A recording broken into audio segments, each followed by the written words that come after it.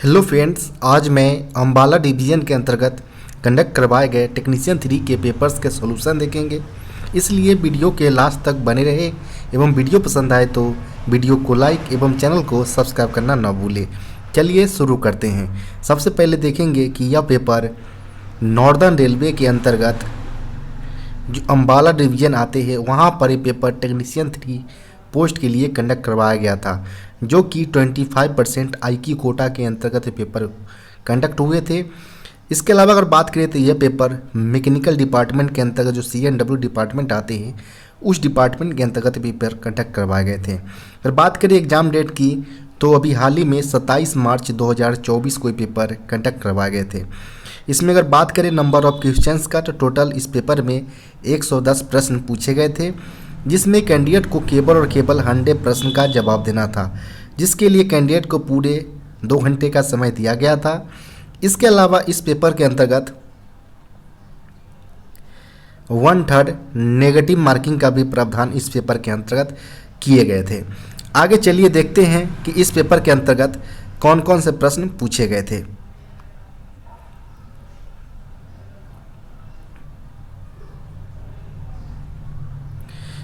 पहले प्रश्न की यहाँ पर बात करें पूछे गए हैं, twin pipe breaking helps in, यानी ट्विन पाइप जो प्रणाली होती है जैसे सिंगल पाइप होती है उसी प्रकार हमारा केवल फिट पाइप को ऐड कर देने से हमारा ट्विन पाइप में या कंप्राइजेज हो जाते हैं। तो इसमें पूछा गया है कि जो ट्विन पाइप ब्रेकिंग सिस्टम है वो हमें हेल्प करता है किस चीज़ में। तो हम जानते हैं कि जो हमारा सिंगल पाइप होता है यह हमारा केवल और केवल ब्रेक पाइप पर रन करता है, और इसमें जो हमारा रिलीजिंग टाइम लगता है, रिलीजिंग टाइम वो हमारा 45 से लेकर 60 सेकेंड तक का समय हमसे यहाँ पर लग जाते हैं रिलीजिंग होने में। मोस्टली यह जो सिंगल पाइप है वो हमारा गुड्स यानी मालगाड़ियों में प्रयोग किए जाते हैं। जबकि ट्विन पाइप की अगर बात करें हम तो ट्विन पाइप में हमारा BP के अलावा ब्रेक पाइप के अलावा हमारा फीड पाइप का प्रयोग किया जाता है, जो हमारा रिलीजिंग टाइम जो होता है ब्रेक का उसमें यह काफ़ी रिड्यूस कर देता है, और यह जो रिलीज करने का जो टाइम है वो 15 से लेकर 20 सेकेंड में ही यह कंप्लीट कर देते हैं। तो यहाँ पर आप देखने को मिल पा रहा है कि जो हमारा सिंगल पाइप पे 45 से लेकर 60 सेकेंड का समय लगता था, वहीं ट्विन पाइप में केवल और केवल हमारा 15 से लेकर 20 सेकेंड का समय लगता है। और यहाँ पर यह देखने को मिल रहा है कि यह हमारा सिंपली टाइम को रिड्यूस करने का काम करता है। तो यहाँ पर ऑप्शन की तरफ देखेंगे तो ऑप्शन नंबर C में रिड्यूस रिलीजिंग टाइम यहाँ पर दिया गया है। तो यहाँ पर ऑप्शन नंबर C इसका सही उत्तर हो जाएगा। नेक्स्ट प्रश्न की बात करें, यहाँ पर पूछे गए हैं PESD is provided with -mm चौक, यानी जो passenger emergency alarm signal device जो प्रोवाइडेड होते हैं इसमें जो हमारा पैसेंजर इमरजेंसी अलार्म बल्ब होता है इसका चौक डाया पूछा गया है। तो ICF कोच में जो इसका पैसेंजर इमरजेंसी अलार्म बल्ब का जो चौक डाया होता है वो सिंपली 8 mm का होता है। वहीं LHV की अगर बात करें तो यह 19 mm का इसका चौक डाया होता है। चूँकि यहाँ पर ऑप्शन में कहीं भी प्रश्न में मेंशन नहीं किया गया है और ऑप्शन में भी केवल 8 mm दिया गया है, तो यहाँ पर हम 8 mm ऑप्शन नंबर ले लेंगे। ऑप्शन नंबर B यहाँ पर करेक्ट उत्तर हो जाएगा। नेक्स्ट प्रश्न यहाँ पर पूछे गए हैं, what is the permissible variation in wheel diameter same trolley on the same box and wagon, यानी यहाँ पर बोला गया कि जो हम व्हील डाया के डिफरेंसेस जब हम टर्निंग के लिए जाते हैं चक्के, तो जो हम व्हील डाया में डिफरेंसेस जो परमिसिबल करते हैं वो यहाँ पर वैगन के अंतर्गत ध्यान रखें। वैगन के अंतर्गत पूछा गया है सेम वैगन और सेम ट्रॉली के ऊपर। तो यहाँ पर हम प्रत्येक केस में देख लेंगे कि वैगन में हमारा सेम एक्सल पर अगर बात करें हम तो 0.5 mm, सेम बोगी पर अगर बात करें हम तो सेम बोगी में हमारा 13 mm और सेम वैगन में हमारा 25 mm तक का व्हील डाया डिफरेंसेस अलाउबल होते हैं। तो यहाँ पर केवल हमसे प्रश्न में पूछा गया था सेम ट्रॉली और सेम वैगन में, तो इस केस में हमारा 13 mm और 25 mm सही उत्तर हो जाएगा। जो कि ऑप्शन नंबर की अगर बात करें तो ऑप्शन नंबर A में इस प्रकार का ऑप्शन दिया गया है। तो यहाँ पर ऑप्शन नंबर A इसका सही उत्तर हो जाएगा, जो कि सेम ट्रॉली एवं सेम बॉक्स एंड वैगन के केस में व्हील डायमीटर्स में परमिसिबल वेरिएशन परमिसिबल अलाउबल हो गया।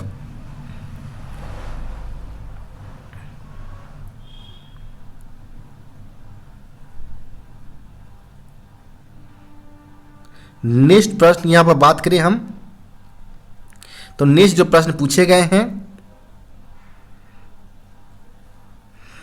वो पूछे गए हैं what is the permissible variation in wheel tray diameter same bogie and on the same coach. ध्यान रखिए यहाँ पर कोच के रिगार्डिंग पूछा गया था।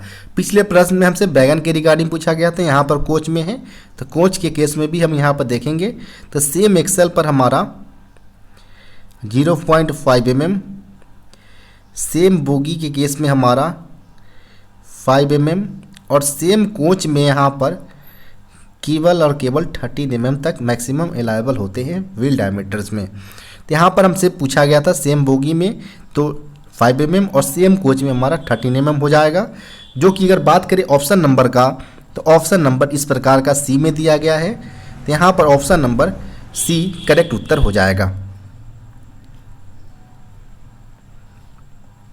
नेक्स्ट प्रश्न की बात करें तो वेयर इज रेल स्प्रिंग कारखाना लोकेटेड, यानी रेल स्प्रिंग कारखाना जो है वो कहाँ पर स्थित है वो यहाँ पर पूछे गए हैं।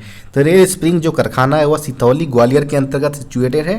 तो यहाँ पर जो सही उत्तर होगा तो ऑप्शन नंबर डी इसका सही उत्तर हो जाएगा, सितौली ग्वालियर के अंतर्गत यह सिचुएटेड है, जहाँ पर स्प्रिंग का मैन्युफैक्चर्स किए जाते हैं।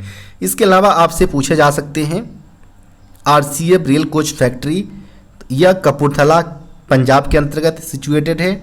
इसके अलावा आपसे पूछा जा सकता है MCF यानी मॉडर्न कोच फैक्ट्री, यह रायबरेली उत्तर प्रदेश के अंतर्गत सिचुएटेड है। इसके अलावा आपसे पूछा जा सकता है RWF यानी रेल व्हील फैक्ट्री, जिसका पुराना नाम जो है वह व्हील एंड एक्सल प्लांट है, यह मेनली यलहंका बेंगलोर के अंतर्गत सिचुएटेड है। इसके अलावा आपसे पूछा जा सकता है रैंडमली RWP यानी रेल व्हील प्लांट, यह बेला बिहार के अंतर्गत सिचुएटेड है।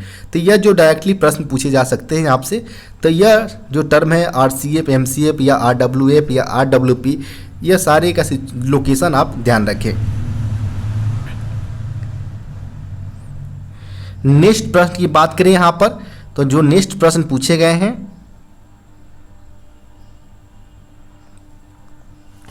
बफर हाइट मैक्सिमम, यहाँ पर मैक्सिमम एवं minimum dimension for wagon in empty condition, यानी खाली अवस्था में जो हमारा वैगन्स का मालगाड़ियों का जो बफर हाइट जो मैक्सिमम और मिनिमम डायमेंशन होते हैं वो कितना होता है वो यहाँ पर पूछे गए हैं। तो सिंपली यहाँ पर हम बात करें कि जो मैक्सिमम बफर हाइट अलाउबल होते हैं वह 1105 mm होता है और मिनिमम की अगर बात करें तो यह 1090 mm। ध्यान रखिए यह दोनों कंडीशन हमारा एम्प्टी के लिए दिया गया है।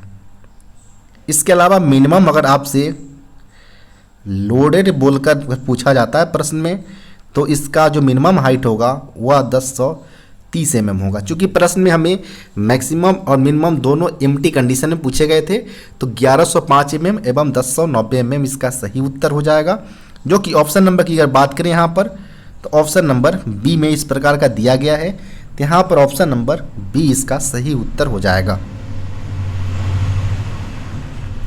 नेक्स्ट यहाँ पर प्रश्न की बात करें तो permitted flash faces on ICF coach wheels is, यानी ICF कोचेज के जो व्हील्स के ऊपर जो हमारा फ्लैट फेसेस परमिटेड होते हैं वो कितना होते हैं वो यहाँ पर पूछे गए हैं। तो सिंपली हम बात करें कि कोच के केस में हमारा 50 mm तक हमारा फ्लैट फेसेस अलाउबल होते हैं। वहीं अगर बात करें हम वैगन के केस में, मालगाड़ियों के केस में, तो यह 60 mm तक अलाउबल होते हैं। यहाँ पर ICF कोच रिगार्डिंग पूछे गए थे, तो यहाँ पर हमारा 50 mm हो जाएगा, जो कि ऑप्शन नंबर बी यहाँ सी में यहाँ दिया गया है। तो यहाँ पर ऑप्शन नंबर सी इसका करेक्ट उत्तर हो जाएगा। नेक्स्ट प्रश्न यहाँ पर है maximum wheel diameter of BLC wagon is dash mm, यानी VLC वैगन के केस में जो हमारा चक्कों का डायमीटर जो मैक्सिमम अलाउबल होते हैं वो कितना होता है। तो हमारा सिंपली बात करें तो 840 mm यह होता है हमारा नए कंडीशन में। इसके अलावा 780 mm यह हमारा कंडम्ड हाइट होते हैं चक्कों का। तो यहाँ पर चूँकि पूछा गया था मैक्सिमम व्हील डायमीटर्स की अगर बात करें जो हमारा BLC वैगन में केस में होता है, तो वो हमारा 840 mm होता है, 840 mm। यहाँ पर ऑप्शन नंबर बी इसका सही उत्तर हो जाएगा।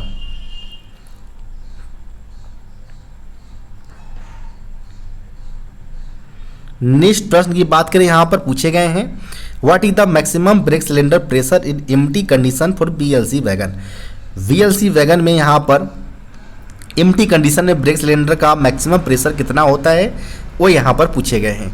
चूँकि आप जानते हैं कि जो BLC वैगन में हमारा एम्प्टी और लोडेड डिवाइस हमारा उसको सेंस करने के लिए हमारा LSD लगा होता है, लोड सेंसिंग डिवाइस, जिसकी नंबर्स की अगर बात करें तो 0-1 की संख्या में पर बोगी में हमारा LSD लगा होता है, यानी 0-2 की संख्या में हमारा LSD पर BLC कार में मौजूद होता है, 2 की संख्या में, पर बोगी में 1 की संख्या में, जिसका काम होता है वैगन को एम्प्टी और लोडेड सेंस करके उसी के अनुसार ब्रेक सिलेंडर को प्रेशर भेजने का काम करते हैं।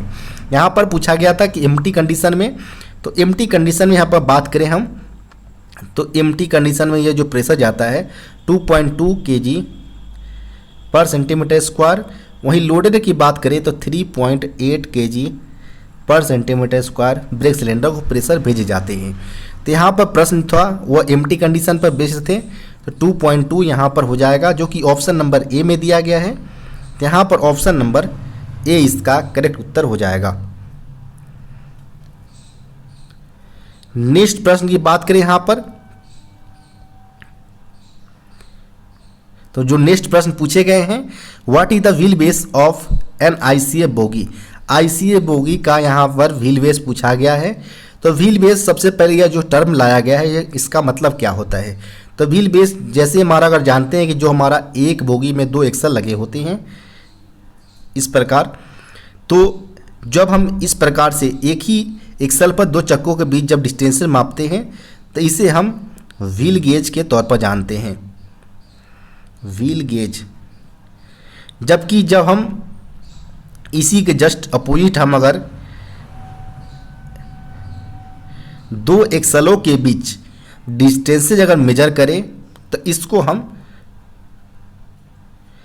व्हील बेस के तौर पर जानते हैं। तो इसको आप कंफ्यूजन ना करें, एक ही एक्सल पर ध्यान रखें, एक ही एक्सल पर 2 चक्कों के व्हील फ्लेंजों के बीच की दूरी को हम व्हील गेज बोलते हैं, और 2 एक्सलों एक ही बोगी के 2 एक्सलों के बीच के डिस्टेंसेस को हम व्हील बेस के तौर पर जानते हैं। अब यहाँ पर हम देखेंगे कि जो व्हील बेस जो टर्म है हमारा, यहाँ पर ICA बोगी के लिए पूछा गया था कि इसका वैल्यू कितना होता है। तो ICF के केस में हमारा यह जो वैल्यू होता है वह 2896 mm होता है। LHB केस में अगर बात करें हम तो 2560 mm। वंदे भारत एक्सप्रेस की केस में बात करें अगर तो 2700 mm इसका व्हील बेस होता है। जबकि कैसना बोगी की अगर बात करें तो कैसना बोगी की केस में यह 2000 ±5 mm इसका रेंज होता है व्हील बेस का। प्रश्न में केवल ICA बोगी के रिगार्डिंग पूछे गए थे, तो यहाँ पर 2896 mm हो जाएगा, जो कि ऑप्शन नंबर की अगर बात करें तो यहाँ पर ऑप्शन नंबर डी में दिया गया है इस प्रकार का। तो ऑप्शन नंबर डी यहाँ पर सही उत्तर हो जाएगा, 2896 mm। नेक्स्ट प्रश्न यहाँ पर बात करें तो पूछे गए हैं what is the maintenance time required for maintaining 24 coaches train. यानी 24 कोचेज वाले ट्रेन्स के जो मेंटेनेंस के लिए जो टाइम रिक्वायरमेंट होता है वो कितना होता है। तो यह मेनली 6 आवर्स उनके लिए निर्धारित होते हैं जब वो रेक 24 कोचेज का हो। तो यहाँ पर ऑप्शन नंबर सी इसका सही उत्तर हो जाएगा। नेक्स्ट प्रश्न की बात करें यहाँ पर angle to beach split pin and quarters to be split. यानी यहाँ पर बोला गया कि जो हम स्प्लिट पिन को कितने कोण पर विभाजित किया जाना चाहिए वो यहाँ पर पूछा गया है कटर्स के साथ। तो सिंपली हम 45 डिग्री पर एक दूसरे को हम स्प्लिट करते हैं। यहाँ पर ऑप्शन नंबर बी इसका सही उत्तर हो जाएगा।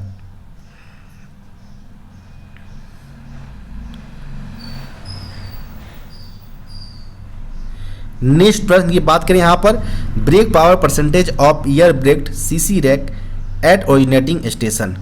यानी शुरुआती स्टेशन पर जो क्लोज सर्किट रैक के लिए जो हम ब्रेक पावर सर्टिफिकेट देते हैं उनका ब्रेक पावर परसेंटेज कितना होना चाहिए।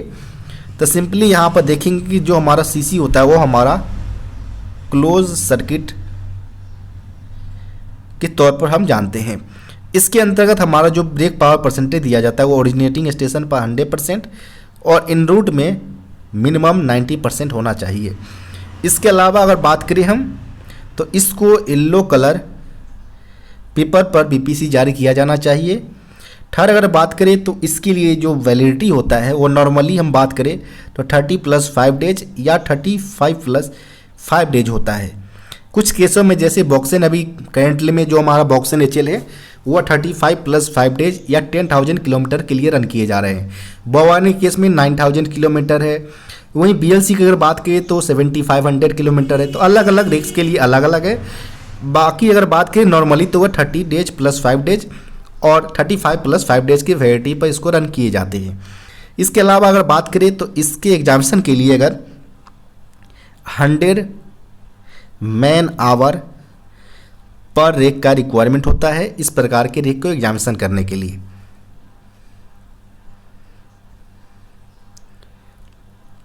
नेक्स्ट प्रश्न यहाँ पर बात करें तो minimum brake pipe pressure required in brake van of 56 wagons 58 wagons में। यहाँ पर ध्यान रखें 58 वैगन्स के लिए मिनिमम ब्रेक पाइप प्रेशर पूछा गया है कि जो कि ब्रेक बान में होना चाहिए। तो दो कंडीशन इसमें होते हैं कि अगर बॉक्सन वैगन का रीक अगर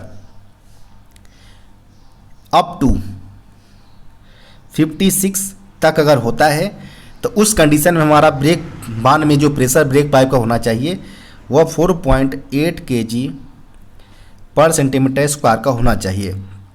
इसके अलावा अगर बात करें कि यह एवब 56 वैगन अगर होता है तो उस केस में ब्रेक बान में जो ब्रेक पाइप का प्रेशर होना चाहिए वो 4.7 kg पर सेंटीमीटर स्क्वायर होना चाहिए।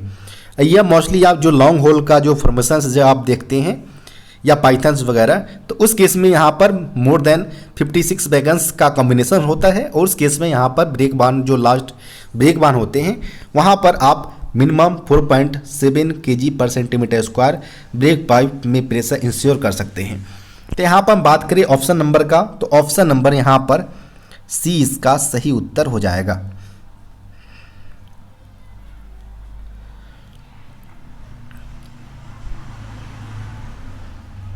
नेक्स्ट प्रश्न यहाँ पर पूछे गए हैं permissible leakage rate of air pressure in goods train as per G97 RDSO technical pamphlets. यानी जो हमारा RDSO टेक्निकल पैम्पलेट्स जो G97 दिया गया है गुड्स के रिलेटेड इसमें बोला गया कि जो हमारा परमिसिबल लीकेज रेट होना चाहिए एयर प्रेशर गुड्स ट्रेन के अंतर्गत वो कितना होना चाहिए। तो यह सिंपली हम बात करें जो G97 जो हमारा है वो हमारा maintenance manual for air brake system for freight stock के लिए दिया गया है। यानी जितने भी हमारे वैगन्स के लिए जो ट्रेन होंगे उनके air pressure air brake system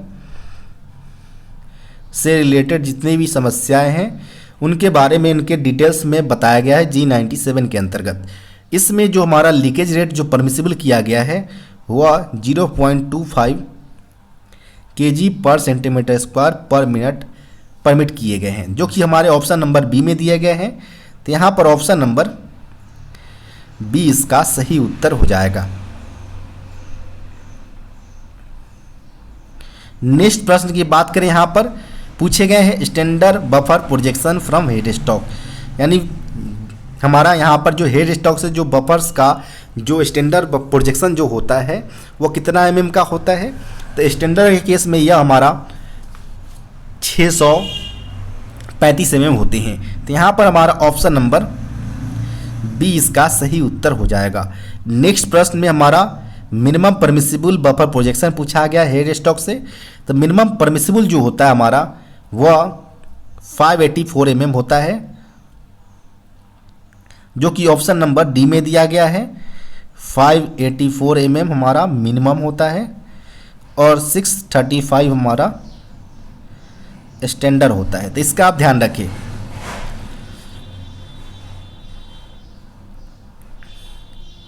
next प्रश्न जो पूछे गए हैं what is the maximum buffer plunger stroke in mm। यानी जो बफर प्लंजर का जो मैक्सिमम स्ट्रोक होता है वो हमारा 127 mm का होता है। यहाँ पर ऑप्शन नंबर की अगर बात करें तो ऑप्शन नंबर हमारा ए इसका सही उत्तर हो जाएगा। इसके अलावा जो हमारा बफर प्लंजर जो होता है वो हमारा कास्ट स्टील का बना होता है, तो इसका आप ध्यान रखें। इसके अलावा बात करें जो हमारा बफर प्लंजर का जो फेस डाया होता है, फेस डाया वो हमारा 457 mm का होता है।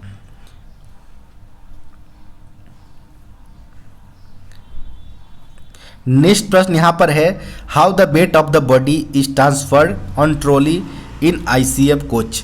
यानी ICF कोच में जो हमारा जो वेट जो ट्रॉली पर हमारा जो ट्रांसफ़र किए जाते हैं वो किसके माध्यम से किए जाते हैं, तो वह सिंपली हमारे जो साइड बेयर होते हैं इनके माध्यम से हमारा वेट जो बॉडी का है वह जो ट्रॉली के ऊपर हमारा ट्रांसफ़र किए जाते हैं। यहाँ पर ऑप्शन नंबर सी इसका सही उत्तर हो जाएगा।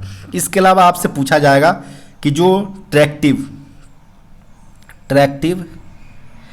एंड ब्रेकिंग फोर्सेस जो होते हैं इनका ट्रांसमिशन किसके माध्यम से होता है, तो इनका ट्रांसमिशन सेंटर पिवेट के माध्यम से होता है। तो ये भी आपसे प्रश्न पूछे जा सकते हैं।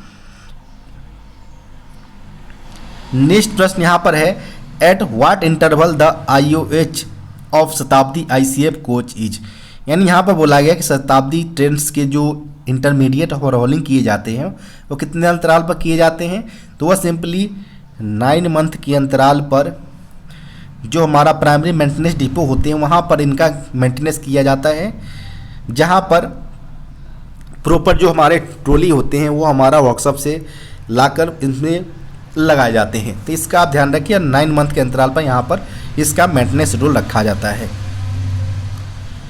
नेक्स्ट प्रश्न यहाँ पर है,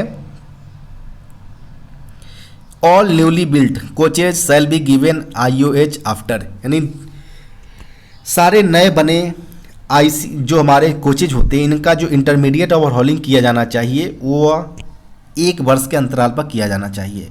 यहाँ पर ऑप्शन नंबर सी इसका सही उत्तर हो जाएगा। नेक्स्ट प्रश्न यहाँ पर है, yellow strips on end body of ICF indicates. यानी ICF बॉडी के इंड पर जो हमारा येलो स्ट्रिप्स जो इंडिकेट करता है वो क्या करता है, तो वह सिंपली हमारा एंटी टेलीस्कोपी को इंडिकेट करता है। यहाँ पर ऑप्शन नंबर ए इसका सही उत्तर हो जाएगा।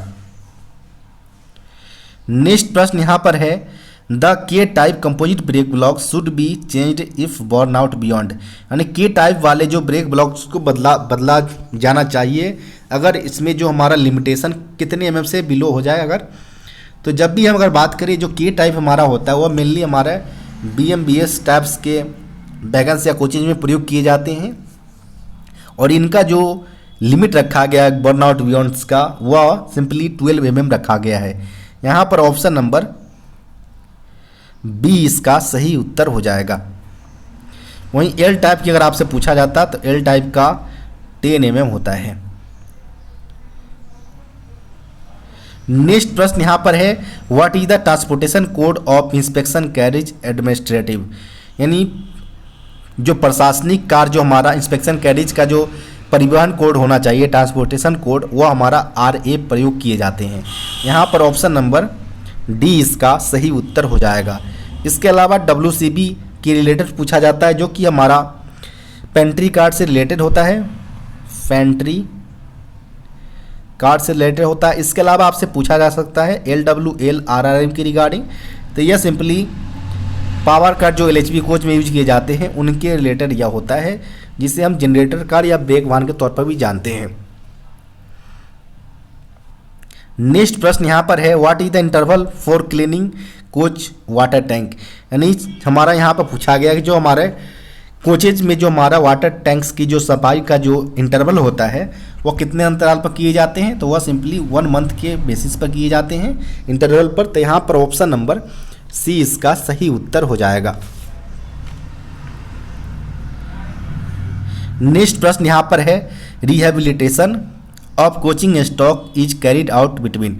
यानी यहाँ पर बोला गया है कि जो हमारा कोचिंग स्टॉक का जो हम रिहेबिलिटेशन यानी कितने अंतराल पर करते हैं वो यहाँ पर पूछे गए हैं। तो जब भी हमारा कोचेज अगर 12 से 15 ईयर्स यानी 12 से लेकर 15 ईयर्स के अगर वह टाइम पीरियड तक अपना सर्विस दे चुका है, तो उसके बाद अगर उसको ज़रूरत के अनुसार उनको रिहेबिलिटेशन की रिक्वायरमेंट होता है, तो यह जो टाइम पीरियड रखा गया वह 12 से लेकर 15 ईयर्स का टाइम पीरियड रखा गया है आफ्टर न्यूली बिल्ड्स। यहाँ पर ऑप्शन नंबर की बात करें तो ऑप्शन नंबर बी यहाँ पर सही उत्तर हो जाएगा।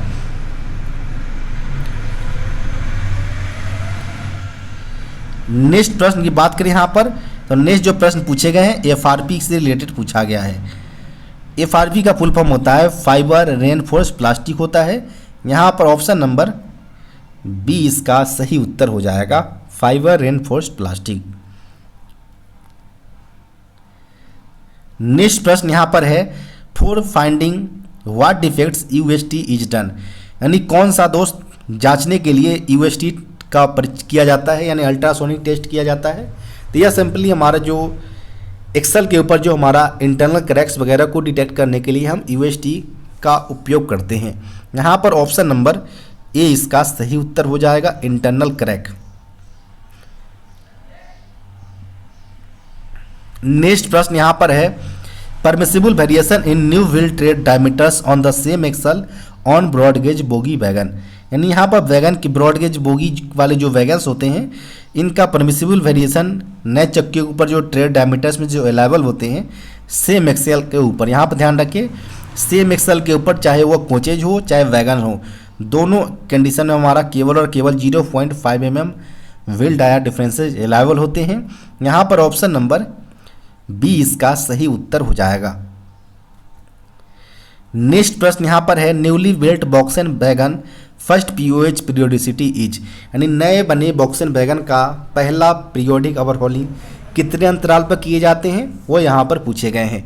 तो यहाँ पर हम बात करें कि न्यूली कंडीशन में अगर बात करें हम तो यह 6 ईयर्स के अंतराल पर इनका पीओएच किया जाता है बॉक्स एंड वैगन का।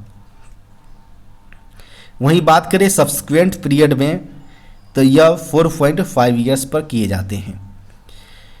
और अगर बात करें हम रूटीन ओवरहॉलिंग आरओएच का तो चाहे वो नए हो चाहे सब्सिक्वेंट पीरियड में हो 18 मंथ के अंतराल पर उनका रूटीन ओवरहॉलिंग किए जाएंगे, यानी आरओएच किए जाएंगे। यहाँ पर प्रश्न केवल हमसे पूछा गया था periodic overhauling newly built box and wagon के लिए, तो 6 ईयर्स के अंतराल पर किए जाएंगे। यहाँ पर ऑप्शन नंबर सी इसका सही उत्तर हो जाएगा। नेक्स्ट प्रश्न यहाँ पर है what is the length our couplers of the box and wagon. Box and wagon का लेंथ अवर कपलर पूछा गया है। तो लेंथ अवर कपलर बात करें बॉक्स एंड वैगन का तो यह 10,713 mm होता है। लेंथ अवर बॉडी की अगर पूछा जाए तो 9,784 mm होता है यहाँ पर, यानी लेंथ अवर कपलर 10,713 mm और लेंथ अवर बॉडी 9,784 mm होते हैं बॉक्स एंड वैगन के केस में। यहाँ पर ऑप्शन नंबर जो प्रश्न पूछे गए थे वो लेंथ अवर कपलर पूछा गया था, तो ऑप्शन नंबर ए यहाँ पर सही उत्तर हो जाएगा। नेक्स्ट जो प्रश्न पूछे गए हैं POH of broad gauge brake van. Broad gauge brake van का जो हमारा पीरियोडिक ओवरहॉलिंग किया जाता है और कितने अंतराल पर किए जाते हैं वो यहाँ पर पूछे गए हैं। तो सिंपली हम बात करें जो नॉर्मली जो हमारा ब्रेक वान का जो पीओएच किया जाता है वो 2 ईयर्स के अंतराल पर किए जाते हैं। यहाँ पर ऑप्शन नंबर बी इसका सही उत्तर हो जाएगा। अगर हम गुड्स के केस में अगर बात करें तो बीबीजेडसी, वीवीजेडआई और नए जो हमारा कैसना बोगी वाले जो ब्रेक वान है वो बीबीसीएम है। बीबीजेडसी और बीबीजेडआई का हमारा पीओएच 2 ईयर्स के अंतराल पर किए जाते हैं, जबकि बीबीसीएम की अगर बात करें तो 4.5 ईयर्स पर इनका पीरियोडिक ओवरहॉलिंग किया जाता है बीबीसीएम ब्रेक वान का। तो इसका आप ध्यान रखिए, चूँकि प्रश्न में पूछा गया था यह मेंशन नहीं किया गया कि पार्टिकुलर किस वैगन ब्रेक वान के लिए है, तो आप नॉर्मली 2 ईयर्स लेकर यहाँ पर कंसीडर करें। नेक्स्ट जो प्रश्न पूछे गए हैं instructions for inspection and maintenance of casnub bogie what RDSO technical pamphlets is used, यानी कैसना बोगी के निरीक्षण एवं अनुरक्षण दिशा निर्देश हेतु आरडीएसओ के किस टेक्निकल पैम्पलेट्स का उपयोग किया जाता है वो यहाँ पर पूछे गए हैं। तो सिंपली हम बात करें कि जो कैसना बोगी है, कैसना बोगी के लिए हम G90 पाइप का प्रयोग करते हैं। यहाँ पर ऑप्शन नंबर डी इसका सही उत्तर हो जाएगा। इसके अलावा G97 में हम फ्रेट स्टॉक का जो हमारा एयर ब्रेक सिस्टम से रिलेटेड है, फ्रेट स्टॉक से रिलेटेड है एयर ब्रेक सिस्टम से। जबकि G86 की अगर बात करें तो यह BTP GLN से रिलेटेड है, यानी जो हमारा petroleum liquefied gas tank wagon है उनके मेंटेनेंस से रिलेटेड हमारा G86 है। जबकि G90 का प्रयोग हम बोगी टैंक पेट्रोलियम, यानी जो पेट्रोलियम वाले जो हमारे टैंक्स वैगन होते हैं उनके मेंटेनेंस से रिलेटेड हम G90 का प्रयोग करते हैं। नेक्स्ट प्रश्न यहाँ पर है, in air brake system thread joints are tightened with which type of tape. Air brake system में थ्रेड जॉइंट्स को टाइटन करने के लिए किस प्रकार के टेप का प्रयोग किया जाता है? तो वह सिंपली हम टेफ्लॉन टेप के माध्यम से हम जॉइंट्स को हम टाइटन करते हैं एवं लीकेज प्रूफ बनाते हैं। यहाँ पर ऑप्शन नंबर बी इसका सही उत्तर हो जाएगा। नेक्स्ट प्रश्न यहाँ पर बात करें, the diameter of air brake cylinder of BOXN wagon. BOXN wagon का जो ब्रेक सिलेंडर का जो डायमीटर होना चाहिए वो कितना होना चाहिए? तो वह सिंपली 355 mm या 14 इंच का होना चाहिए। यहाँ पर ऑप्शन नंबर की बात करें तो यहाँ पर ऑप्शन नंबर बी यहाँ पर करेक्ट उत्तर हो जाएगा। नेक्स्ट प्रश्न यहाँ पर है, permissible maximum flat surface on tread other broad gauge wagons. यहाँ पर ब्रॉड गेज वैगन के लिए मैक्सिमम फ्लैट सरफेस पूछा गया है, तो सिंपली यहाँ पर 60 mm यहाँ पर सही उत्तर हो जाएगा, ऑप्शन नंबर बी। इसके अलावा बात करें हम कोचेज के केस में, तो कोचेज में हमारा 50 mm तक अलाउबल होते हैं।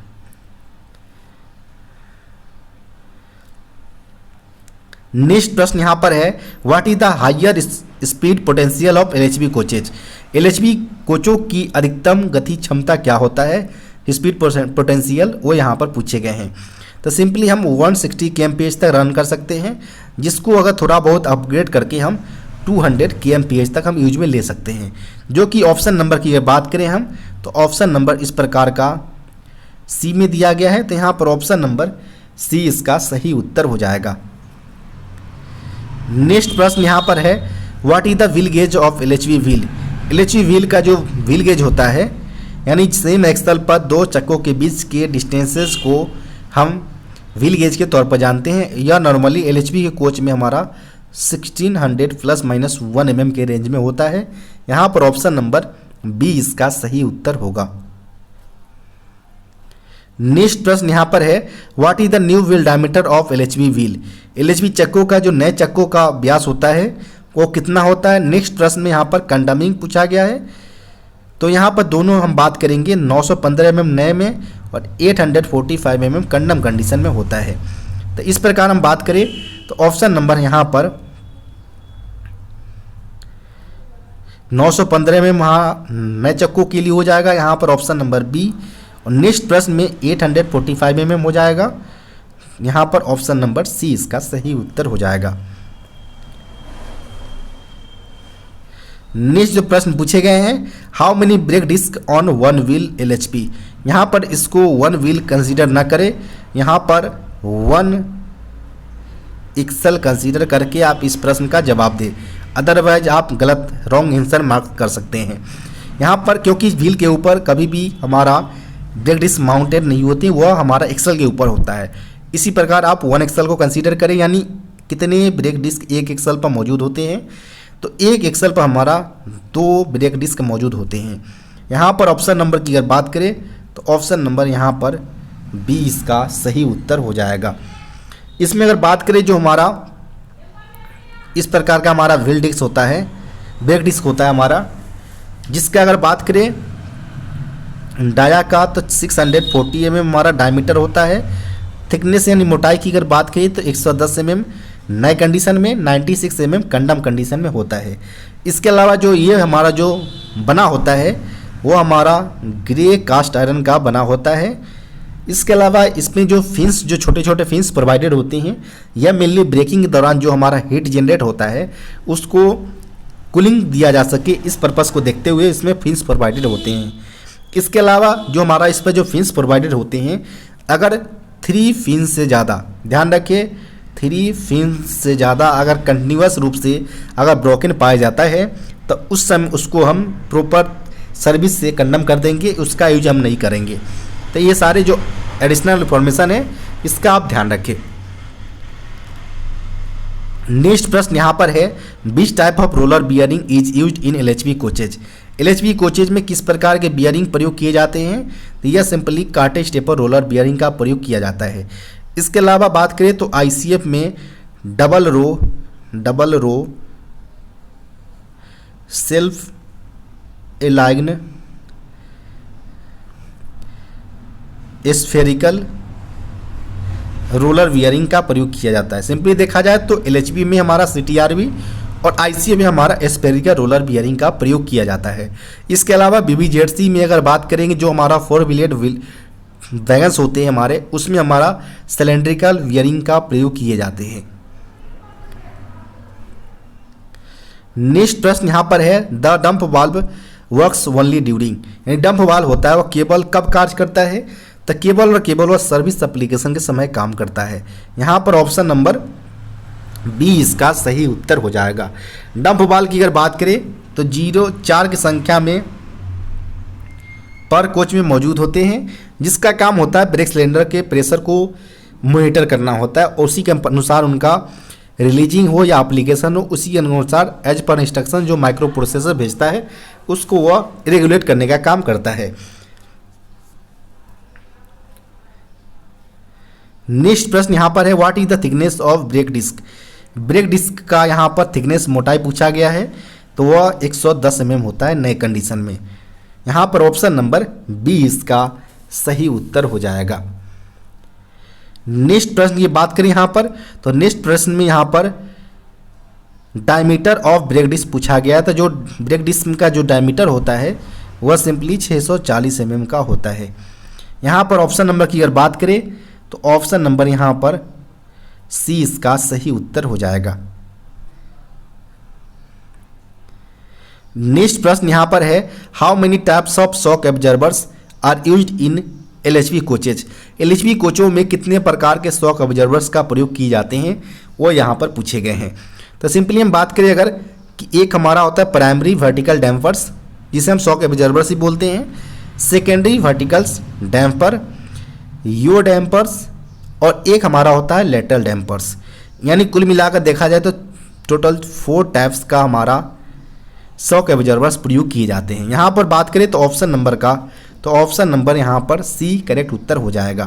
अगर आपसे नंबर पूछे जाते हैं कितने नंबर्स में यूज किए जाते हैं, तो 4 नंबर्स में हमारा प्राइमरी वर्टिकल डैम्पर, 2 की संख्या में सेकेंडरी वर्टिकल डैम्पर्स, 2 की संख्या में यो डैम्पर्स और 1 की संख्या में लेटरल डैम्पर्स पर बोगी यहाँ पर 9 की संख्या में पर बोगी हमारा शॉक एब्जर्वर्स का यूज किए जाते हैं। प्रश्न में केवल टाइप पूछा गया था, टाइप हमारा 4 प्रकार के यूज किए जाते हैं। नेक्स्ट प्रश्न यहाँ पर है, what is the name of shock absorbers connected between bogie and body. Body जो हमारा LHV का जो अपर बॉडी होता है और बोगी जो फिएट बोगी होते हैं, इनको कनेक्ट करने का काम हमारा जो किस प्रकार के शॉक एब्जर्वर्स के द्वारा किए जाते हैं वो हमारा यो डैम्पर्स होते हैं, जो कि हमारा रोलिंग मोशन जो हमारे कोचेज के होते हैं उनको मिनिमाइज करने का काम हमारा यो डैम्पर्स ही क्लियर करते हैं। और इसकी संख्या बात करें तो 2 की संख्या में यो डैम्पर्स प्रत्येक बोगी में लगा होता है, जो हमारे बॉडी और बोगी एक दूसरे से कनेक्टेड होते हैं। नेक्स्ट प्रश्न यहाँ पर है, most important condition for coupling of 2 coaches. यानी 2 कोचों को जोड़ने के लिए जो इंपोर्टेंट जो कंडीशन महत्वपूर्ण शर्तें जो होना चाहिए वो क्या होना चाहिए।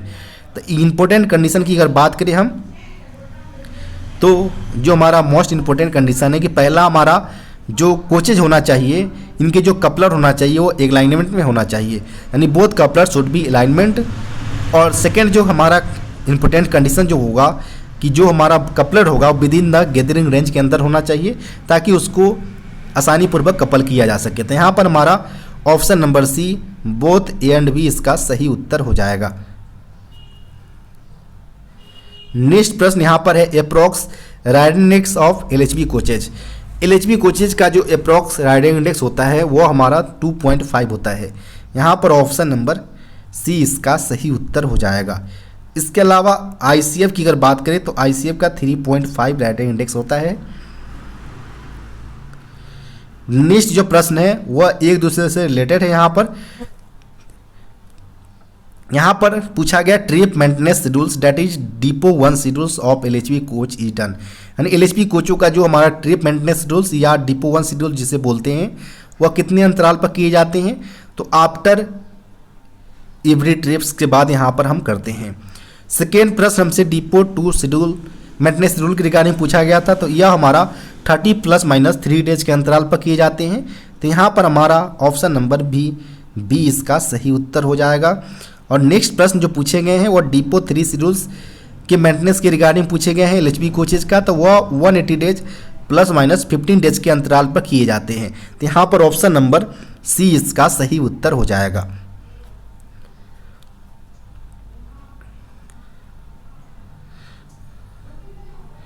नेक्स्ट जो प्रश्न पूछे गए हैं soft schedule first of LHB coach is done. यानी LHB कोचों का जो सॉफ्ट शेड्यूल फर्स्ट किया जाता है वो कितने अंतराल पर किए जाते हैं, तो वह सिंपली 1.5 ईयर्स या 6 लाख किलोमीटर्स बीच एवर ईयर्स अर्लियर। उस कंडीशन में हम यहाँ पर soft schedule first LHB coaches का करेंगे। यहाँ पर बात करें ऑप्शन नंबर का, तो इस प्रकार का ऑप्शन नंबर यहाँ पर ऑप्शन नंबर ए में दिया गया है। तो यहाँ पर ऑप्शन नंबर ए इसका सही उत्तर हो जाएगा। नेक्स्ट प्रश्न जो पूछे गए हैं वह पूछे गए हैं सॉफ्ट शेड्यूल 2 के रिगार्डिंग। सॉफ्ट शेड्यूल 2 की अगर बात करें तो यह सिंपली 3 ईयर्स या 12 लाख किलोमीटर जो भी पहले हो उस बेसिस पर हम सॉफ्ट शेड्यूल 2 LHB कोचेज का कंडक्ट करेंगे। तो यहाँ पर बात करें ऑप्शन नंबर का, तो ऑप्शन नंबर यहाँ पर सी इसका सही उत्तर हो जाएगा, डी इसका सही उत्तर हो जाएगा। 3 ईयर्स और 12 lakh kilometres which ever is earlier.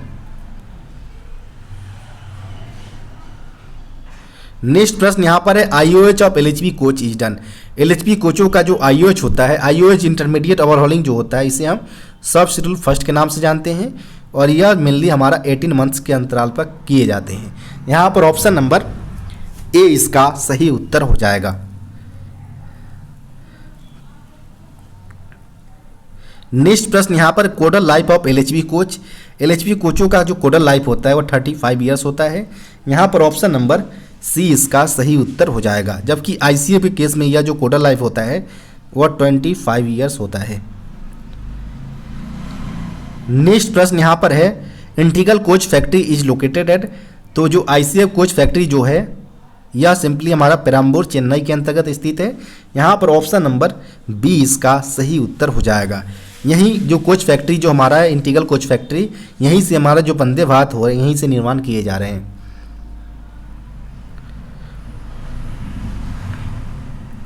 Next जो प्रश्न पूछे गए हैं in case of coaching stock accident where humans loss is there the inquiry will be conducted by. यानी यहाँ पर बोला गया कि जब भी हमारा कोचिंग स्टॉक का अगर कोई एक्सीडेंट वगैरह घटित होता है तो उस दौरान जो इसकी जांच जो किया जाएगा जिसमें हमारा ह्यूमन लॉसेज भी शामिल होता है, तो इसकी जांच कमिश्नर ऑफ रेल सेफ्टी यानी CRS के द्वारा कंडक्ट किए जाते हैं। यहाँ पर ऑप्शन नंबर ए इसका सही उत्तर हो जाएगा।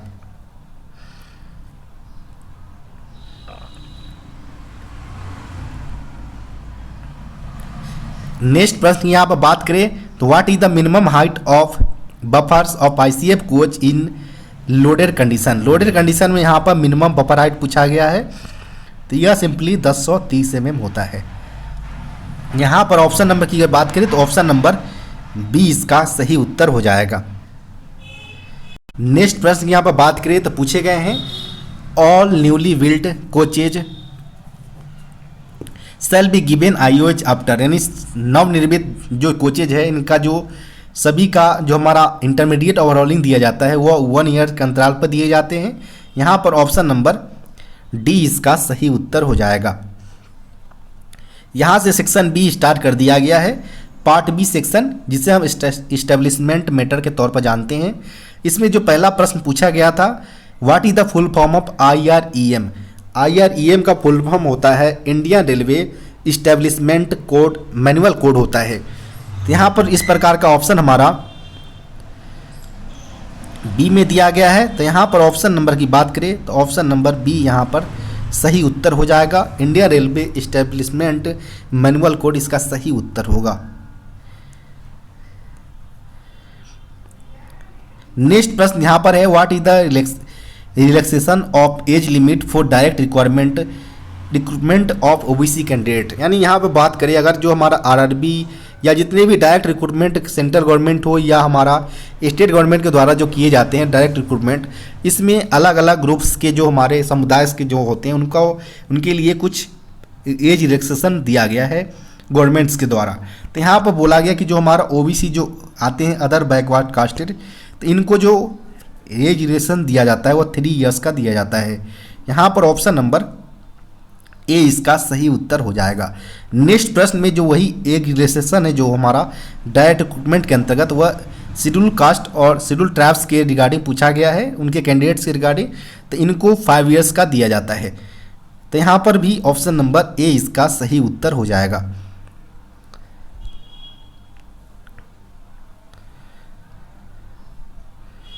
नेक्स्ट जो प्रश्न पूछे गए हैं, where is the headquarter of East Coast Railway. ECOR का यहाँ पर हेडक्वार्टर पूछा गया है जो कि भुवनेश्वर उड़ीसा के अंतर्गत सिचुएटेड है। यहाँ पर ऑप्शन नंबर डी इसका सही उत्तर हो जाएगा।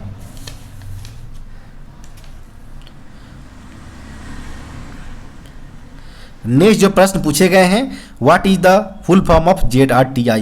ZRTI का फुल फॉर्म होता है जोनल रेलवे ट्रेनिंग इंस्टीट्यूट होता है, जहां पर नए ज्वाइनिंग रेलवे एम्प्लॉयज़ को प्रॉपर तरीके से ट्रेनिंग दिए जाते हैं। इसके अलावा जितने भी रिफ्रेशर्स कैंडिडेट होते हैं उनको भी यहीं पर ट्रेनिंग दिए जाते हैं। तो यहाँ पर बात करें तो option number A zonal railway training institute इसका सही उत्तर हो जाएगा। नेक्स्ट जो प्रश्न है, NPS यानी नेशनल पेंशन सिस्टम, जिसे हम न्यू पेंशन सिस्टम भी जानते हैं, इनको इंट्रोड्यूस कब किया गया था वो यहाँ पर पूछे गए हैं। तो इनको इंट्रोड्यूस जो किया गया था वो 1 जनवरी 2004 को किया गया था। यहाँ पर बात करें तो ऑप्शन नंबर ए इसका सही उत्तर हो जाएगा। इसके अलावा बात करें तो इसमें 2 तरह के कंट्रीब्यूशंस होते हैं। एक एम्प्लॉय कंट्रीब्यूशन होते हैं जो कि हमारा बेसिक प्लस DA का 10% यहाँ पर उनके NPS में कंट्रीब्यूट किए जाते हैं। वहीं गवर्नमेंट कंट्रीब्यूशंस की अगर बात करें तो बेसिक प्लस DA का 40% उनके अमाउंट में कंट्रीब्यूट किए जाते हैं। नेक्स्ट जो प्रश्न पूछे गए हैं, how many MSAP is allowed in entire service. यानी पूरे सेवा काल में कितने मॉडिफाइड एजर्ट करियर प्रोग्रेशंस कर्मचारी को अलाइबल होते हैं। वह सिंपली 3 बार मैक्सिमम पूरे सर्विस काल में वह दिए जाते हैं कर्मचारी को। यहाँ पर ऑप्शन नंबर बी इसका सही उत्तर हो जाएगा। इसमें कुछ कंडीशन रखे गए हैं कि अगर कोई कर्मचारी आफ्टर ज्वाइनिंग 10 ईयर्स तक बिना किसी प्रमोशंस के सेम ग्रेड पे में अगर वह 10 ईयर्स तक रह जाता है तो उनको आफ्टर 10 ईयर्स MSCP के थ्रू उनको अगले ग्रेड पे में उनको प्रमोट कर दिए जाते हैं और यह मैक्सिमम 3 टाइम्स किए जाएंगे with the interval of 10 years. यह ध्यान रखिए आप। नेक्स्ट जो प्रश्न पूछे गए हैं, including dependents how many members to be included in privilege passes. यानी डिपेंडेंट्स को शामिल करते हुए मैक्सिमम कितने सदस्यों को सुविधा प्रिविलेज पासेज में जारी किया जा सकता है वो यहाँ पर पूछे गए हैं। तो ऐसे बात करें हम कि जो मैक्सिमम जो डिपेंडेंट्स जो होते हैं जो प्रिविलेज पास में इंक्लूड किए जा सकते हैं उनका नंबर मैक्सिमम 2 की नंबर्स में हम डिपेंडेंट्स को हम पास में हम इंक्लूड कर सकते हैं मैक्सिमम। और यहाँ पर प्रश्न पूछा गया है कि इंक्लूडिंग डिपेंडेंट्स, जब हम डिपेंडेंट्स को पास में हम इंक्लूड करते हैं तो मैक्सिमम 5 मेंबर तक ही हम प्रिविलेज पास को हम क्रिएट कर सकते हैं। तो यहाँ पर बात करें तो ऑप्शन नंबर यहाँ पर ए इसका सही उत्तर हो जाएगा 5 मेंबर्स। नेक्स्ट प्रश्न यहाँ पर है how many sets of pass can level 5 employees is be issued in second A, यानी जो सेकेंड क्लास ए का जो पास जो जारी किया जाता है लेवल 5 कर्मचारी को, तो वो कितने सेट्स उनको जारी किए जाते हैं। तो चूंकि यहाँ पर बात करें जो ग्रुप ए एंड बी के जो एम्प्लॉयज होते हैं, कर्मचारी अधिकारी होते हैं, उनको आफ्टर ज्वाइनिंग ही 6 set pass per year provide करवाया जाता है।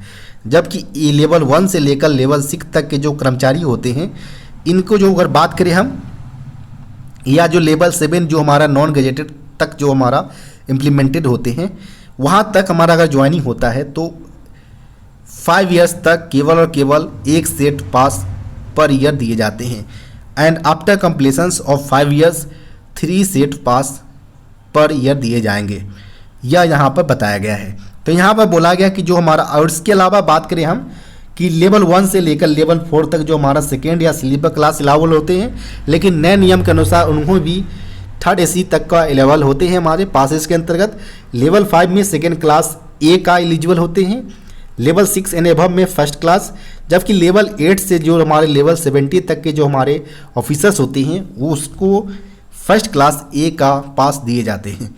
तो यहाँ पर हम बात करें कि जो पूछा गया था प्रश्न में कितने सेट्स पास जारी किए जा सकते हैं, तो 5 ईयर्स तक 1 सेट और after completion of 5 years 3 set जारी किए जा सकते हैं। ऑप्शन में चूंकि हमारा दोनों दिया गया है, तो यहाँ प्रश्न में यह नहीं बताया गया था कि आफ्टर ज्वाइनिंग या आफ्टर कंप्लीशन ऑफ 5 ईयर्स, तो यहाँ पर आपका दोनों ऑप्शन यहाँ पर सही हो सकता है, 3 सेट भी और 1 सेट भी। तो आप इस प्रश्न का कमेंट बॉक्स में जवाब बता सकते हैं क्या सही उत्तर होना चाहिए। नेक्स्ट प्रश्न यहाँ पर है how many dependents can be included in privilege Passage.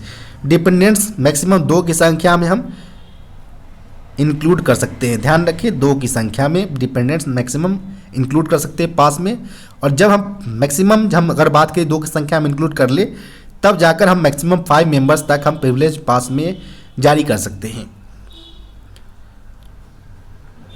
Next प्रश्न यहाँ पर है averaging period for purpose of calculating over time in respect of continuous staff, यानी कंटिन्यूअस स्टाफ के कर्मचारी के संबंध में जो हम ओवर टाइम की गणना के उद्देश्य के लिए जो औसत अवधि होता है वो क्या होता है। तो जब भी कंटिन्यूअस कैटेगरी हो या इंटेंसिव कैटेगरी हो, दोनों कैटेगरी अगर हमारा ओवर टाइम के पर्पज से कोई हमारा एवरेजिंग पीरियड कैलकुलेट करना हो तो वो बाई वीकली बेसिस पर किए जाते हैं। यहाँ पर ऑप्शन नंबर ए इसका सही उत्तर हो जाएगा। नेक्स्ट प्रश्न यहाँ पर है under how many classes HOER यानी hours of employment and period of rest rules के अनुसार जो HOER है इनको कितने क्लासेज में क्लासीफाई किया गया है। तो इनके अनुसार बात करें तो मैक्सिमम 4 क्लासेज में क्लासीफाई किया गया है। यहाँ पर ऑप्शन नंबर ए इसका सही उत्तर हो जाएगा। इसके अंतर्गत हमारा इंटेंसिव कैटेगरी, फिर हमारा कंटिन्यूअस, थर्ड की बात करें तो इसेंशियली इंटरमीडिएट कैटेगरी, और लास्ट एक्सक्लूडेड कैटेगरी को रखा गया है।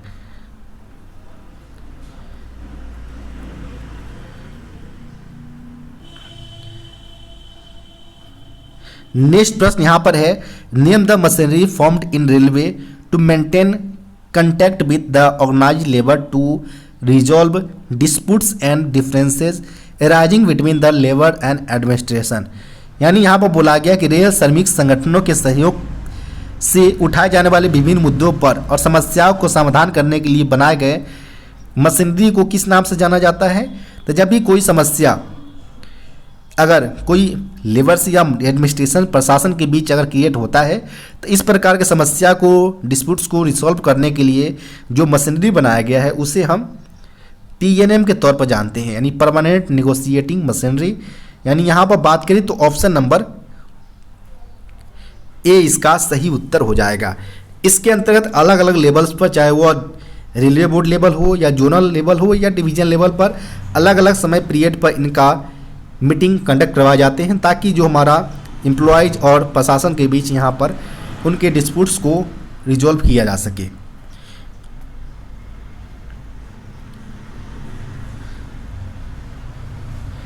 नेक्स्ट प्रश्न की बात करें यहाँ पर, total LHAP created for 6 month working. 6 महीने कार्यरत के बाद जो लीव ऑन हाफ एवरेज पे जो दिया जाता है कर्मचारी को, वो कितना दिया जाता है? तो 6 मंथ के अंतराल पर जो हमारा लीव ऑन हाफ एवरेज पे होगा वह 10 डेज का दिए जाएंगे 6 मंथ के अंतराल पर,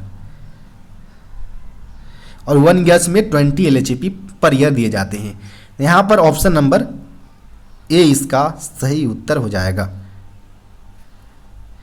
नेक्स्ट प्रश्न में पूछे गए हैं कि female railway employees are eligible for maternity leave for dash days, यानी महिला रेल कर्मचारी को मैटरनिटी लीव के तौर पर कितने दिनों का अवकाश दिया जाता है? तो इसके अंतर्गत टोटल 180 डेज का दिए जाते हैं। यहाँ पर ऑप्शन नंबर ए इसका सही उत्तर हो जाएगा। एंड अप टू 0 चिल्ड्रन के लिए यह लीव प्रोवाइड करवाए जाते हैं। नेक्स्ट प्रश्न यहाँ पर है, how many LAP leave on average पे क्रिएटेड फॉर 6 मंथ वर्किंग। चूँकि आप जानते हैं कि 6 महीने के अंतराल पर उनको 15 LAP अकाउंट में 1 जनवरी और 1 जुलाई को कर्मचारी के खातों में क्रिएट किए जाते हैं। यहाँ पर LAP के लिए पूछा गया था, तो 6 महीने के अंतराल पर उन्हें 15 LAP उनके अकाउंट में क्रिएट किए जाएंगे। यहाँ पर ऑप्शन नंबर बी इसका सही उत्तर हो जाएगा। नेक्स्ट प्रश्न यहाँ पर है, paternity leave is granted up to dash living children, यानी पितृत्व अवकाश जो होता है वो कितने बच्चों तक दिए जाते हैं? तो यह सिंपली 2 चिल्ड्रन तक दिए जाते हैं। यहाँ पर ऑप्शन नंबर ए इसका सही उत्तर हो जाएगा। नेक्स्ट प्रश्न में यहाँ पर नंबर ऑफ डेज जो पैटर्निटी लीव के अंतर्गत प्रोवाइड किए जाते हैं वह 15 डेज का दिया जाता है। यहाँ पर ऑप्शन नंबर ए इसका सही उत्तर हो जाएगा। और यह जो 15 डेज होता है वो after date of birth of child इनको लेना पड़ता है 6 महीने के अंतर्गत, अदरवाइज इस प्रकार के लीव को लैप्स कर दिया जाता है।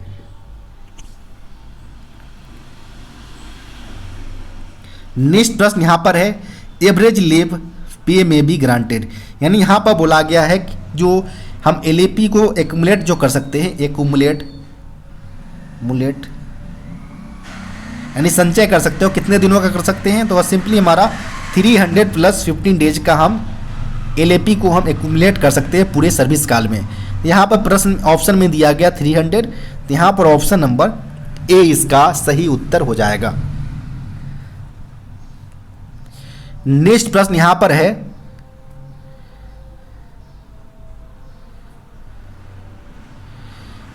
Maximum encashment of leave in entire service tenure, how many days leave can be encashed in full service period, यानी यहाँ पर बोला गया है कि पूरे सेवा काल में कितने दिनों का नकदीकरण जो छुट्टी का करवाया जाता है वो कितने दिनों का करवा सकते हैं? तो पूरे सर्विस काल की अगर बात करें तो 6 टाइम्स हम मैक्सिमम हम इनकैशमेंट करा सकते हैं विथ 0 ईयर्स गैप के साथ, और एक टाइम में 10 LAP आप 10 LAP 1 टाइम में आप इनकैश करा सकते हैं। तो टोटल आप बात करें तो 60 LAP आप पूरे सर्विस काल में इनकैशमेंट करा सकते हैं। इसके अलावा जब भी आप इनकैशमेंट कराने जाएंगे तो आपके अकाउंट में 10 LAP इनकैशमेंट के बाद 30 LAP होना अनिवार्य है, अदरवाइज आप इनकैशमेंट नहीं करा सकते हैं। यहाँ पर बात करें तो पूरे सर्विस काल में अगर बात करें तो 60 डेज मैक्सिमम आप LAP का इनकैशमेंट करा सकते हैं with the interval of 2 years. यहाँ पर ऑप्शन नंबर बी इसका सही उत्तर हो जाएगा।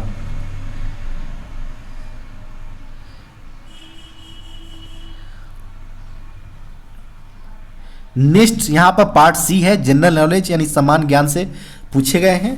तो नेक्स्ट अगर बात करें यहाँ पर तो यहाँ पर मैच कराना है कि match the pairs divisions and their zones railway, यानी यहाँ पर एक तरफ डिविजन्स का नाम दिया गया है, उससे रिलेटेड कौन सा जोन उससे बिलोंग करता है वो यहाँ पर उसको मैच कराना है। पहला दिया गया है ऑप्शन सियालदा मेनली हमारा ईस्टर्न रेलवे का पार्ट्स है, ईस्टर्न रेलवे के अंतर्गत हमारा अगर बात करें तो इसके अंतर्गत हमारा आसनसोल, हावड़ा, मालदा और सियालदा डिवीजन आते हैं। तो यहाँ पर हमारा जो मैच कर जाएगा वह ईस्टर्न रेलवे से मैच कर जाएगा। सेकेंड हम बात करें तो वाल्टियर डिवीजन की अगर बात करें हम तो वाल्टियर डिवीजन मेनली हमारा ईस्ट कोस्ट रेलवे का पार्ट है, जिसका हेडक्वार्टर बात करें तो भुवनेश्वर के अंतर्गत है। और इसी OR की अगर बात करें तो इसके अंतर्गत हमारा Khurda road divisions, Sambalpur divisions और वाल्टियर डिवीजन मेनली 3 डिवीजन्स आते हैं। तो यहाँ पर वाल्टियर के लिए हमारा ईस्ट कोस्ट रेलवे हो जाएगा। थर्ड अगर बात करें तो गुंतकल डिवीजन हमारा साउथ सेंट्रल रेलवे का पार्ट्स है और इसका मुख्यालय जो साउथ सेंट्रल रेलवे का वह सिकंदराबाद के अंतर्गत है। और साउथ सेंट्रल रेलवे के अंतर्गत जो मेनली डिवीजन्स आते हैं वो हमारा गुंतकल डिवीजन, गुंटूर, हैदराबाद, नांदेड़, तिरुचिरापल्ली, तिरुवनंतपुरम और सालेम डिवीजन्स आते हैं। तो ये मेनली हमारा 7 डिवीजन्स हमारा साउथ सेंट्रल रेलवे के अंतर्गत आते हैं। तो यहाँ पर हम बात करें कि गुंतकल डिवीजन्स का, तो यहाँ पर South Central Railway option number B यहाँ पर मैच हो जाएगा। लास्ट है यहाँ पर हुबली डिवीजन है। हुबली डिवीजन्स जो है हमारा वो हमारा साउथ वेस्टर्न रेलवे का पार्ट्स है, जिसका मुख्यालय हुबली के में ही है। और साउथ वेस्टर्न रेलवे में जो अदर डिवीजन की अगर बात करें तो बेंगलुरु, मैसूरू और इसके अलावा हुबली डिवीजन से सारे हमारे साउथ वेस्टर्न रेलवे का पार्ट्स आते हैं। यहाँ पर हमारा इस प्रकार से आप डिवीजन्स का मैच आप बिलोंग जो हमारा जोन्स है उनसे मैच कराएंगे। तो यहाँ पर इस प्रकार का मैच करके आ रहा है, यही हमारा सही उत्तर हो जाएगा।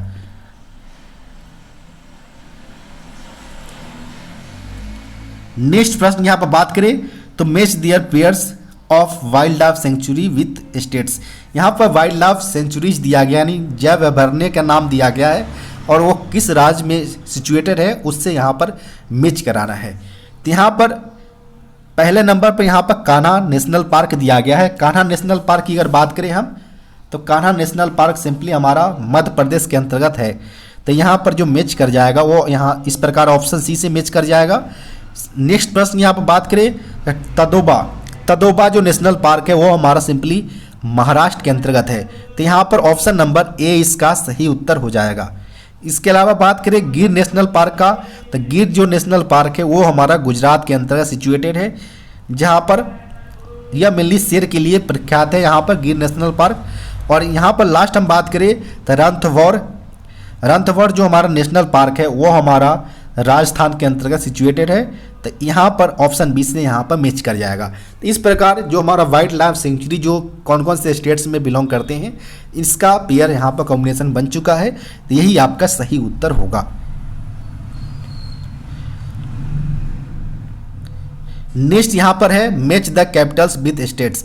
एक तरफ यहाँ पर स्टेट्स का नाम दिया गया, अदर तरफ उसके बिलोंग्सिंग जो हमारे कैपिटल राजधानी है उस राज्य का, उससे मैच यहाँ पर करना है। उत्तराखंड की अगर बात करें तो उत्तराखंड का जो हमारा कैपिटल है वह देहरादून के अंतर्गत है। तो यहाँ पर ऑप्शन डी से मैच कर जाएगा। सेकेंड यहाँ पर मेघालय स्टेट्स का जो हमारा कैपिटल है वह शिलोंग के अंतर्गत है, यहाँ पर ऑप्शन ए से मैच कर जाएगा। थर्ड अगर बात करें यहाँ पर तो मणिपुर है, मणिपुर का जो कैपिटल है वह इम्फाल में है, तो यहाँ पर ऑप्शन बी से कनेक्ट हो जाएगा। और 92 की अगर बात करें यहाँ पर तो नागालैंड का यहाँ पर मैच जो है वह कोहिमा से हो जाएगा इसका कैपिटल। तो इस प्रकार आप कैपिटल और इसके स्टेट से यहाँ पर मैच हो चुके हैं, यही आपका करेक्ट उत्तर होगा। नेक्स्ट यहाँ पर प्रश्न जो पूछे गए हैं मैच पर्सन्स का नाम और देयर फील्ड ऑफ वर्किंग, यानी एक तरफ पर्सन्स का नाम दिया गया और किस फील्ड्स में वह फेमस है या वर्किंग है उससे यहाँ पर मैच कराना है। पहला यहाँ पर दिया गया स्मृति रंधावा।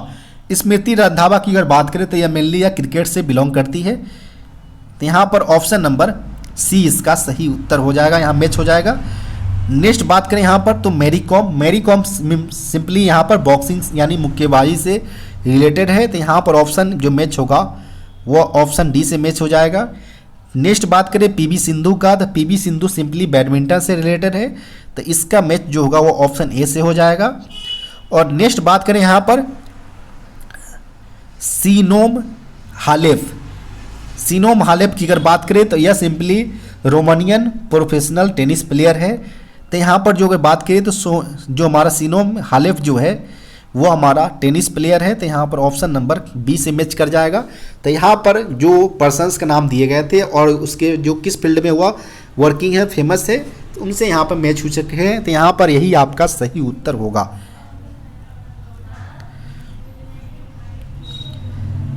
नेक्स्ट यहाँ पर दिए गए match the states with their rivers. यहाँ पर जो रिवर्स और कौन से स्टेट से बिलोंग करते हैं वो यहाँ पर पूछे गए हैं।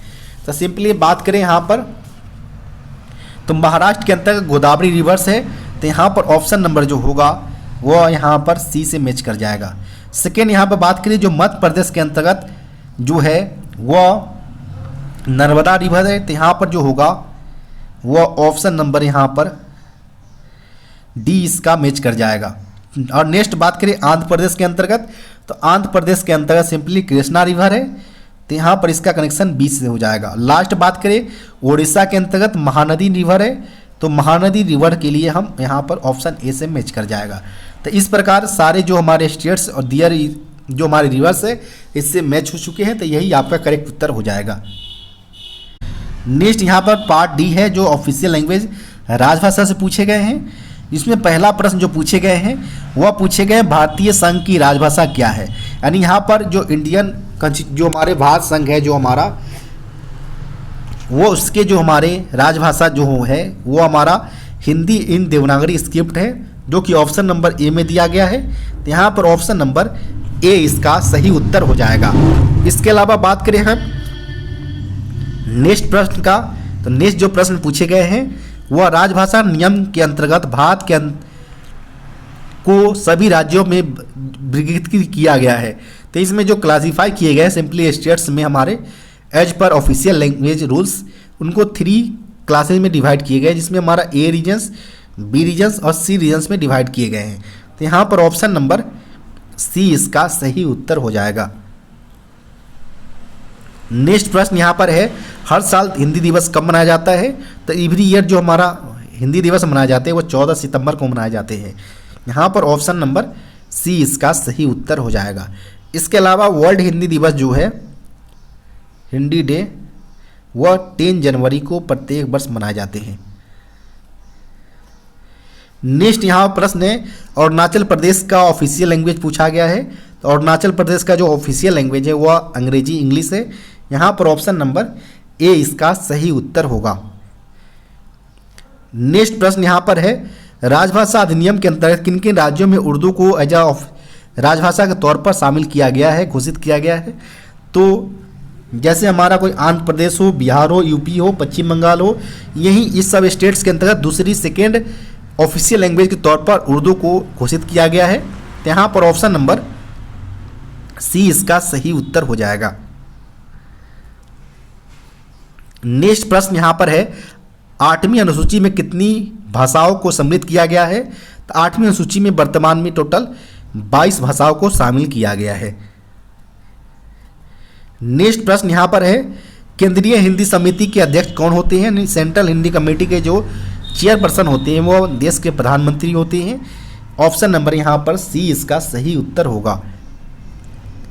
नेक्स्ट प्रश्न जो पूछे गए हैं राजभाषा विभाग में जो राभा कास्ट का पूर्ण रूप क्या होता है। यहाँ पर ध्यान रखिए राभा कास्ट टर्म पूछा गया है का पूर्ण स्वरूप क्या होगा। तो राभा कास्ट यानी राजभाषा कार्यान्वयन समिति होता है। तो यहाँ पर बात करें ऑप्शन नंबर का, तो ऑप्शन नंबर यहाँ पर डी इसका सही उत्तर हो जाएगा, जो कि राभा कास्ट का पूर्ण स्वरूप होगा। नेक्स्ट प्रश्न यहाँ पर है 8वीं अनुसूची में सम्मिलित भाषाओं में कौन सी विदेशी भाषा को समावेश है। तो 8वीं अनुसूची में जो विदेशी एकमात्र विदेशी भाषाओं को शामिल किया गया है वो नेपाली लैंग्वेज को शामिल किया गया है। यहाँ पर ऑप्शन नंबर ए इसका सही उत्तर हो जाएगा। नेक्स्ट प्रश्न यहाँ पर बात करें हम, तो निम्न में से कौन सा हिंदी पाठ्यक्रम केंद्र सरकार के कर्मचारियों के लिए निर्धारित है। तो केंद्र सरकार के कर्मचारियों के लिए जो हिंदी पाठ्यक्रम निर्धारित है उसमें हमारा प्रबोध, प्रवीण और प्राग तीनों कोर्सेज को शामिल किया गया है। तो यहाँ पर ऑप्शन नंबर डी इसका सही उत्तर हो जाएगा। आपको वीडियो कैसा लगा कमेंट बॉक्स में बताना न भूलें। साथ ही साथ वीडियो को लाइक एवं चैनल को सब्सक्राइब करना न भूलें। अगर आपके पास भी कोई ऐसा पेपर है जिसका आप सॉल्यूशन चाहते हो, डिस्क्रिप्शन बॉक्स में दिए गए व्हाट्सएप नंबर पर अपना पेपर भेज सकते हैं। धन्यवाद।